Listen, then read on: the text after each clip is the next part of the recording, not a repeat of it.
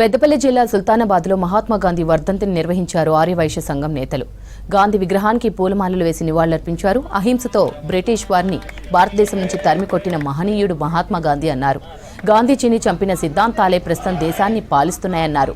తర్వాత స్థానిక శ్రీ వేణుగోపాలస్వామి ఆలయ ఆవరణలో స్వచ్ఛ భారత్లో భాగంగా పరిసరాలను శుభ్రపరిచారు ఆర్యవైశ్య సంఘం నేతలు.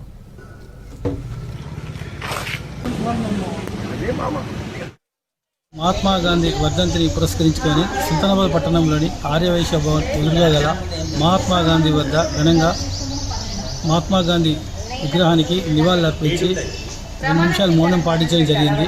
అనంతరం శ్రీ వేణుగోపాలస్వామి దేవాలయంలో స్వచ్ఛ భారత్ కార్యక్రమంలో భాగంగా వాసవి వనిత వాసవి క్లబ్ ఆధ్వర్యంలో స్వచ్ఛ భారత్ కార్యక్రమాన్ని నిర్వహించడం జరిగింది. ఈరోజు జనవరి 30న మన జాతిపిత గాంధీజీ గారి వర్ధంతి మేమందరం కలిసి జరుపుకుంటున్నాము.